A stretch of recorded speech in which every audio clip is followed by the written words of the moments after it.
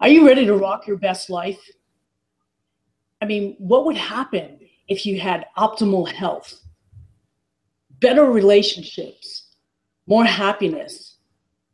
Would that work for you? You betcha. Hi, I'm Paula D'Andrea for Rock Your Life TV, and we're dedicated to bringing you the best experts and information on how to really get rocking in your life.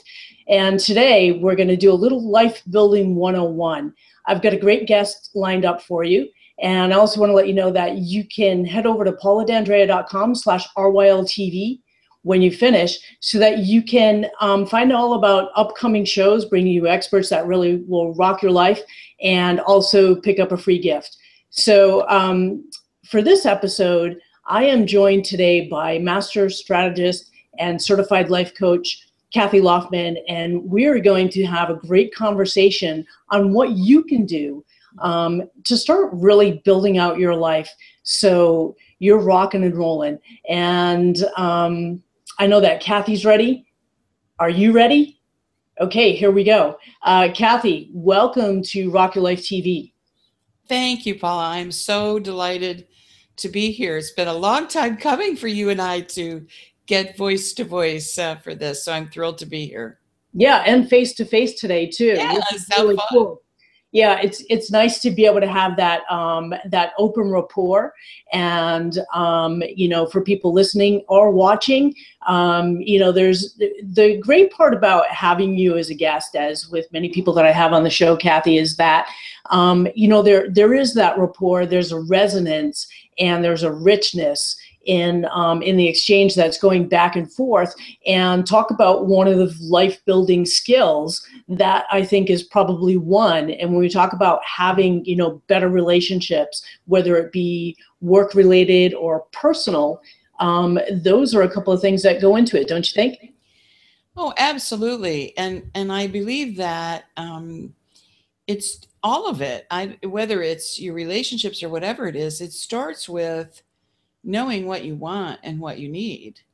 And I think for me personally, and I think for you too, just from, you know, our exchanges, it's really about that, looking for people that bring the right energy into the conversation, into your life, that are there, you know, that they're trying to do in their life what you're trying to do in your life. And so there is something synergistic about that really accelerates the process.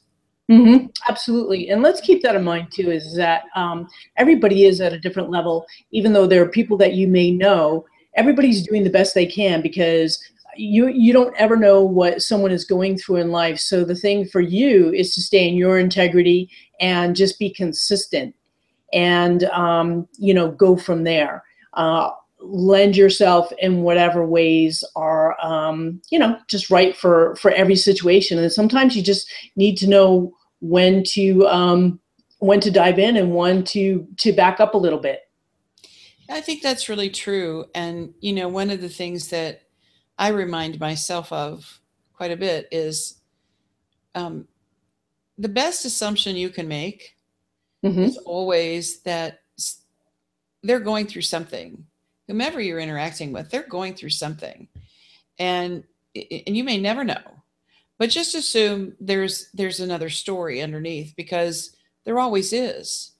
And if you do that, and so you show up with the intent to bring value and to bring good, and I think that makes a huge difference. So I do think people show up the way you show up. So if you show up open and receiving and ready to go, that's how people show up with you. You know, I heard somebody do when you're working with somebody that you know, what is the best way that you share with people to just be more open, to be in that place of readiness, of just going with the flow?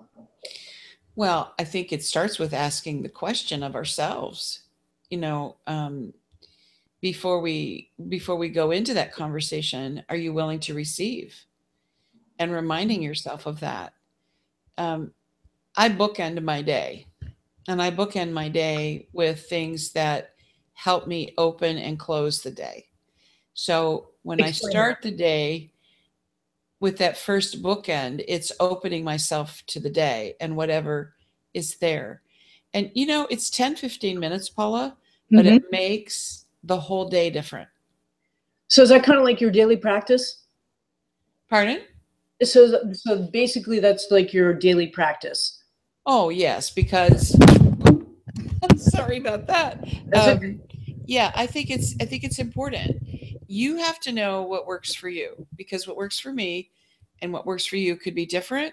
Mm-hmm. But at the same time, there are some things that I think are, no matter how uniquely you do it, there is a universal application. And really knowing that there's a beginning and an end and a middle to Mm-hmm. everything, and paying attention to the beginning has everything to do with the end. Right? Ah. It's Mm-hmm. right. Yeah. And so I like maybe it goes back to my project management days. I don't know. But I look at each day as kind of like my little mini project. It's like my tagline is live today like you want tomorrow to be. Because if you're not living it today, I have news for you. It isn't going to show up tomorrow. You've got to get it into your day today. And so I bookend the day, and that very first thing in the day is being open, and whether that's meditation, prayer, yoga, whatever it is for you that that. opens you, find what that is and make that a part of how you begin your day. And when I find that I'm working with someone that I do think tends to close or be closed, that's one of the first things we work on, because that right there changes everything.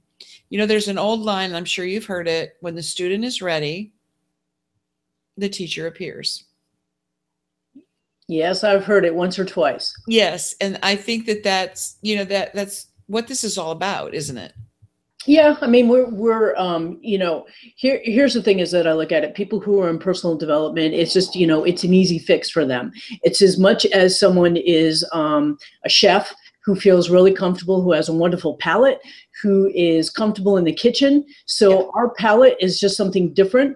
And we like taking those deep dives. We like doing the experience. We like quotes. We like all of these things that we learn that then, when someone is in need of, getting served up a good dish, a good dose of something spicy or something a little bland, even sometimes, that's what we have to offer. And yeah, I'm totally on for that. And what you're saying is that the right person, the right situation will show up during your day. And the thing about it is when you're open, you'll actually be able to know it. You'll Yes. feel it, you'll sense it, you'll hear it, and you'll see it. Yeah, and I think we have to understand that, particularly today, when we are on, all of us are on sensory overload. We have Hmm. so much coming at us from so many different medias and mediums, right? Mm-hmm. That it's only natural to start closing off, because we really cannot handle all of that coming at us all of the time like it does. And so, whether we realize it or not, there are some shutoff valves we just do out of a sense of personal um, survival and protection, because Mm-hmm. there's so much out there. But we also control what we let ourselves stay sensitive to.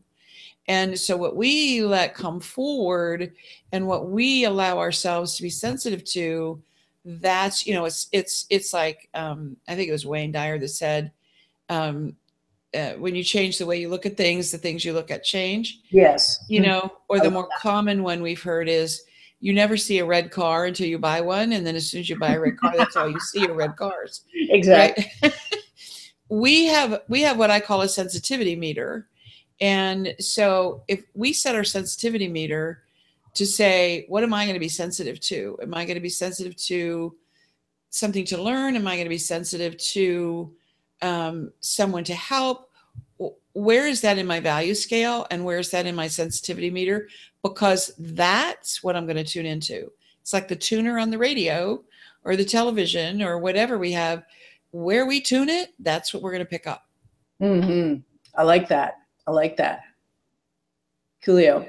So what is, it really is about that. And it's about, I say we'll go with the rock lingo of rock and the higher vibe. And that's really is, everybody has a uniqueness to them and in vibration. You got to love that with as many people as there are in similarities that we have, there are still things that really make us unique beings. And as you step more into that, boy, does your life get richer and richer. Oh, yeah. I mean, I think a violin solo is lovely. But oh my goodness, when you put that with an orchestra, wow. Mm-hmm. It's like what I like to call adding to the hum of the world. Right. I mean, it's amazing. And it's not that at times the violin solo or the flute solo or the drum solo isn't the best thing. It's just how lovely to know that it's the collection. I mean, how boring would it be if all you ever had were tinny little high notes all the time? Sometimes it's the reverberation of the lower notes that really give it depth. And I look at, so maybe I like the metaphors quite a bit just because I think it helps us understand it, right? I think it helps us get it a bit better. Yeah. I mean, every room needs something black in it. You look at any room that's really well designed, you'll have something in it that's a bit jarring. And I think life is good that way too. It's kind of like when that big symbol comes in to, it sounds like such a contrast, but I know that's exactly what I was thinking of when you said that. And when you think about that of, where there's all these notes that are going and flowing and sounding so beautiful. And then all of a sudden, boom, here comes this big clash in through there. And it is good because it breaks it up. So it gives us that break. And here's the thing is that in life, it happens naturally too, where you just get those breaks. And I think that there's a sense sometimes that people want to hang on to something, especially when things are going good, where they're going, oh, this can't be interrupted, because they don't feel that they'll get it back. What's your best tip for getting it back? Well, I think that sometimes I call it that growth can be organic, or it can be acquired. So we can just grow based on what we are. It's like in the business world, you can do organic growth and just grow, what you have, or you can do mergers and acquisitions and bring more things together and grow that way. Life for ourselves is that way too. But change comes from organic and it comes from disruptive events. And so we like our things rolling along. But what I remind people is to remember that with organic growth, and when the disruptive things happen, we always think in terms of bouncing back. And I tell them, you don't ever bounce back. You bounce with you. You don't. You bounce over, you bounce through, you bounce around, but you don't bounce back. Why would you bounce back? I like that, bounce around. Right? That is exactly what happens. Well, I think that there's that would be the comfort zone, when people are wanting things to go back to what they were because it's what they knew. And the thing about it is that, and part of Rock Your Life is welcome, the change, welcome the new things that are just tweaking just a little bit every day. And it goes back to that fine tuning that you were talking about earlier. I've got behind me this wonderful color, and, your life is that vibrant. And it's just getting in, and every day, you've got a different color to work with, and just, see the different hues and the different levels of it. And I think that's part of the openness is in, that you said earlier is the acceptance. It's just letting it all land where it's going to land. Because when that symbol comes in and gives you that crash, that is to set you on a new course. It's to give you new life. And also it is to give you the opportunity to adjust. Mm-hmm. I think sometimes we like things the way they are. We stay in our comfort zone. And because of that, we miss something we would actually like better. Absolutely. And that, I think, is the life building part too. Right, exactly. And so it's making ourselves be willing to consider that, yeah, this is good, but there's other good.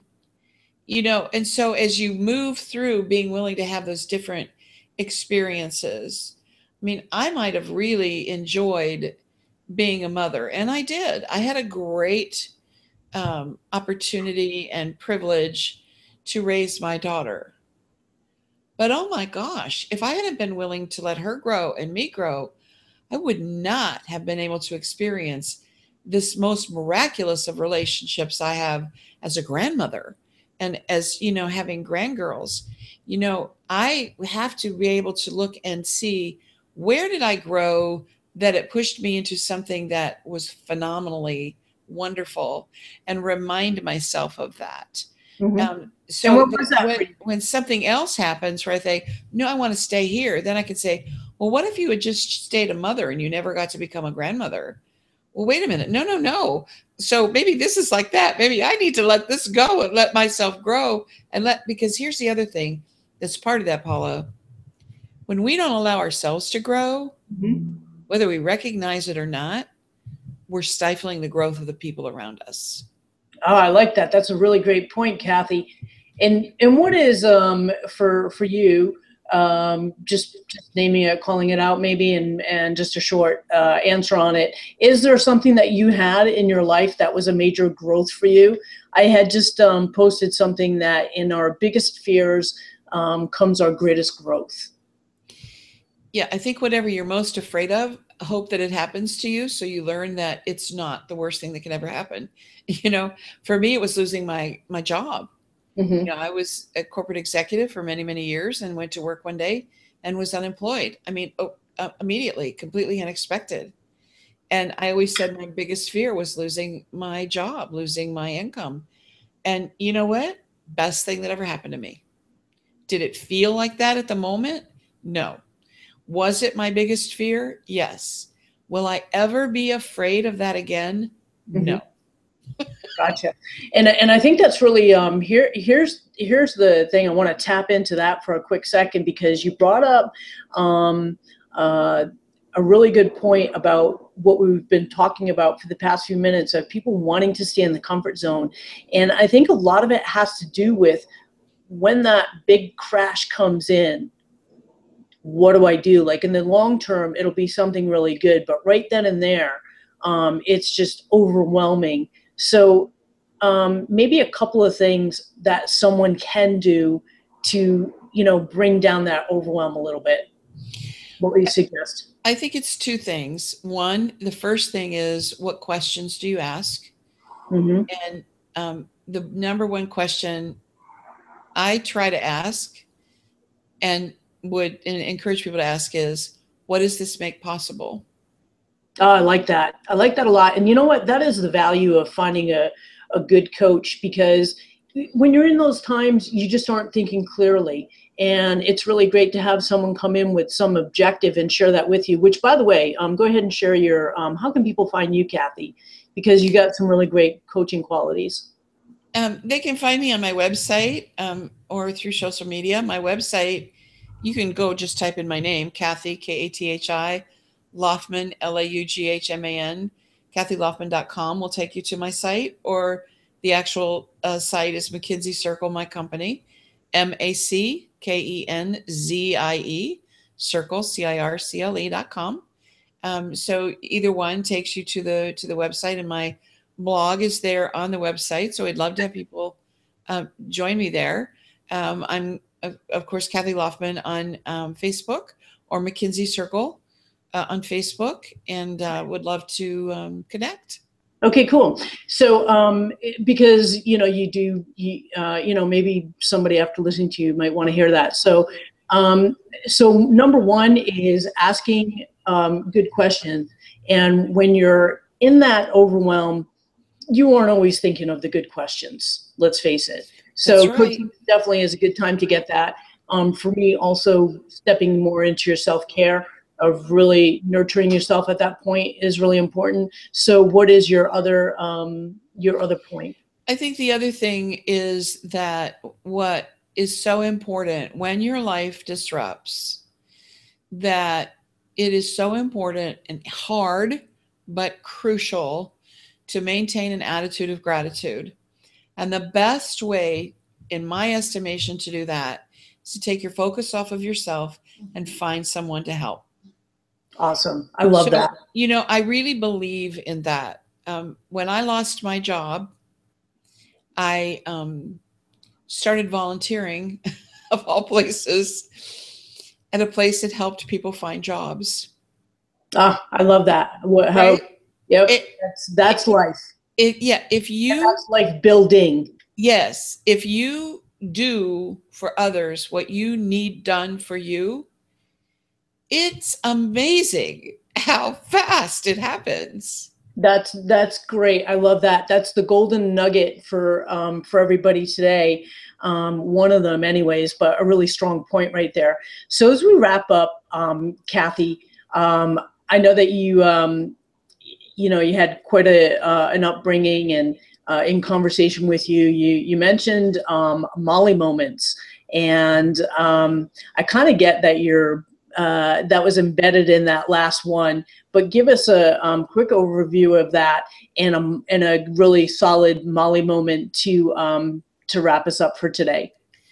Oh, I'd love to. Well, my company name, McKinsey Circle, is named after my great-grandmother, Molly McKinsey, from the late 1800s. She was a half-breed, Cherokee father, white Caucasian mother. So she was a half-breed in the late 1800s, married, 4 children, and the husband became non-existent, gone. So here she is, a half-breed, late 1800s, emphasis on the time, because sure, the story today would be very different. And yet she looked around and said, what do I have? I have a home and I have 4 children. So I have a place of business and a staff. And she opened a boarding house for the supervisors of the logging camps in her area. She was one of the first women to have a bank account, and one of the first business people to have a bank account. Because she came from Cherokee blood, she was educated. So she just said, what do I have?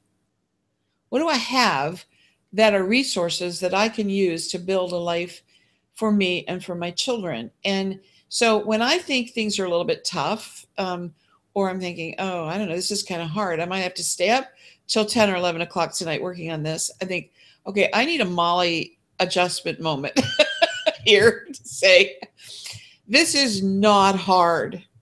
This is not hard. This is easy. I just have to do it. And what we want is what we build. And if you're not building it, that's where you start. And really making sure that your motivation is in the right place. But yeah, my Molly moments, because that's a big thing. So the company is McKinsey Circle, because I'm bringing her legacy full circle and saying, right, how do we take what we've got and what others would say is not a good thing, make it our best thing. I truly believe this, that the obstacle is the way. There's a book by that title that's phenomenal, but we don't make it in life in spite of what we lack. We make it in life because of it. We have to see it as that's our uniqueness. That's part of our soul print, part of our fingerprint. That is where our value is. And so embrace it and share it. I love it. And rock it. I'll throw that one on there too. Awesome. Good stuff. Thank you so much for sharing that, Kathi, and for being with us today. I love chatting with you, and really appreciate the information that you offered on there. So for those of you listening and watching, here's a great resource for you. You can head over to pauladandrea.com/RYLTV. Again, find out about more upcoming guests on Rock Your Life TV and get a free gift. You can grab yours there, free instant access, pauladandrea.com/RYLTV. Build your best life so you can really own it, share it, and rock it. I'm Paula D'Andrea for Rock Your Life TV, and thank you so much for being with us today. Thank you, Paula. Thanks, Kathi.